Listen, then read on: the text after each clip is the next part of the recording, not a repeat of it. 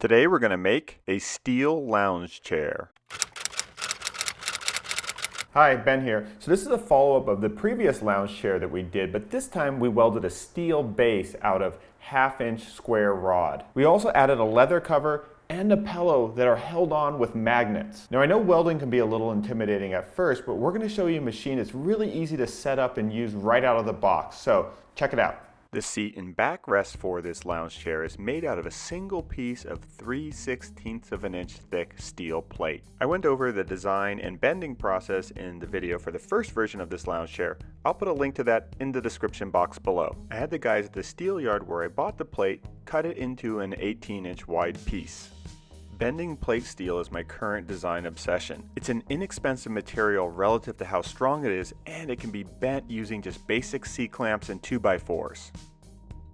The strength relative to the thinness allows you to create very dramatic furniture with extremely thin profiles that's still quite sturdy.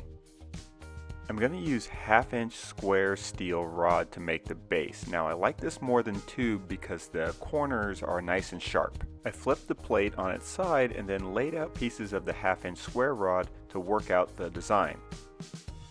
I started by cutting the back supports, and I wanted the ends of these supports to be cut at a 45-degree angle, so I just marked a line with my silver Sharpie and a speed square. I then cut the pieces using my angle grinder.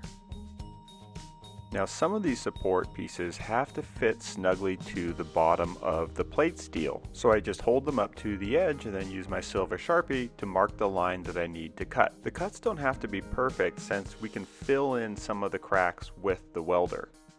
Not perfect, but well, close enough.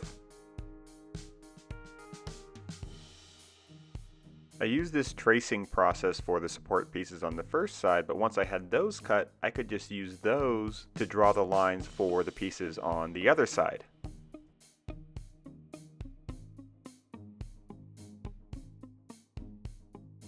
Some of my cuts were a little bit rough, so I just used a grinding wheel to flatten them out.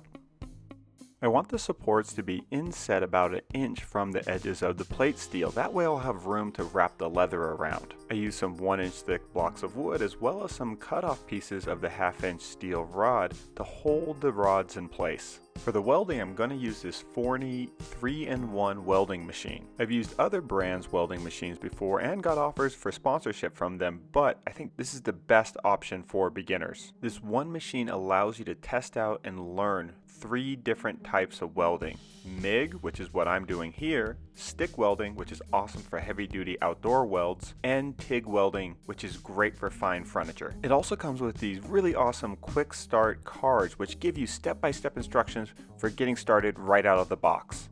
It also has a troubleshooting guide on the back, which is really helpful for beginners like myself.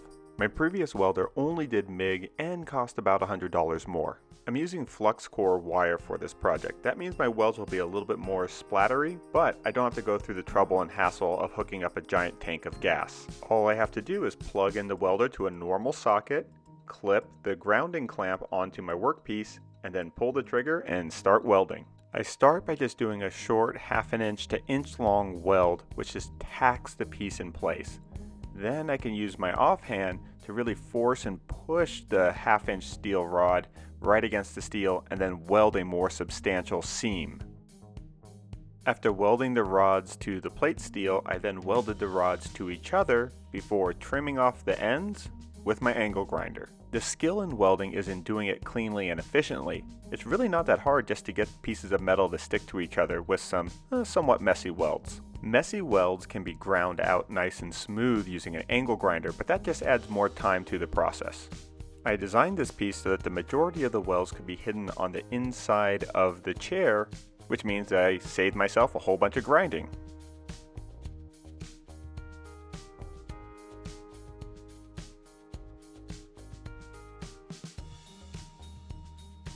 After finishing the first side, I just flipped the chair over and started on the second. And although in general I normally advocate for entry-level price tools, the one exception to this would be a welding helmet. Not only is this going to be essential because it protects your eyes, it actually makes it easier to weld when you have better visibility.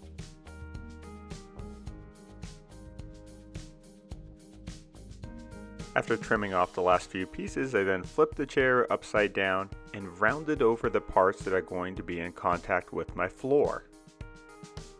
This can be done with a grinding disc, but I actually prefer using a flap disc. I just find with a flap disc you get a little bit more control.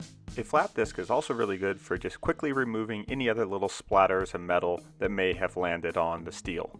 Now I find that rounding the steel over and making it nice and smooth is enough to keep it from scratching the floors. But if you're really worried about it, you can coat it with a layer of clear Flex Seal to protect your floors even more. The welding, particularly with flux core wire, leaves a lot of residue and splatter, but you can just clean this right up with a wire brush on your angle grinder. My go-to finishing process for steel is just to clean it thoroughly with some acetone and then wipe on a thick coat of paste wax. Wait 15 minutes, and then rub it all out. We picked up a whole leather hide from Tandy Leather, and Jesse clamped it to the steel and then began the process of trimming it so it was just about an inch wider and longer than the steel seat. She used magnets to hold the leather flat. I'll put a link to the products that we used in the description box below. Now we wanted to fold the leather around and then use magnets to hold it flat to the back side of the steel. But at the folds in the steel, we had to cut a little triangle away so that it would fit nice and flush. These neodymium magnets are really strong, but I was still surprised with how well they held the leather nice and flat. Our good friend Jimmy DeResta recommended using barge cement to glue leather to steel, so I figured it would also work for magnets. The magnets are thin and easy to break if you hit them with a hammer, so we just use pieces of them at the ends that have to go around the steel supports. We probably used more magnets than we needed to, but we really wanted the leather to be nice and tight. The headrest is quite comfortable, but it puts you in more of a reclined position, and if you want to use the chair for reading, a pillow behind your head is nice. So my sister Jessie used some 1/8-inch thick felt to make a small pillow. Now she used her sewing machine, but this could be easily hand stitched as well. We used some polyester batting that we got at a craft store to fill it. We want the pillow to stay in place, but we also want it to be adjustable since different people are different heights. So Jessie sewed on some leather straps and then glued magnets to the back of these straps.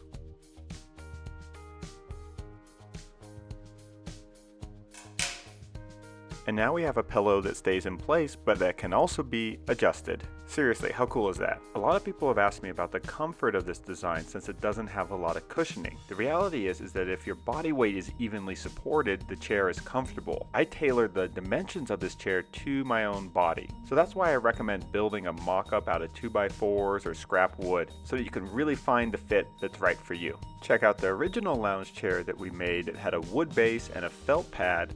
And let us know which chair you like best in the comment section below. Check out some of our other videos, in particular our Metalworking for Beginners series, and don't forget to subscribe to this channel if you haven't already, and follow us on Instagram. Bye.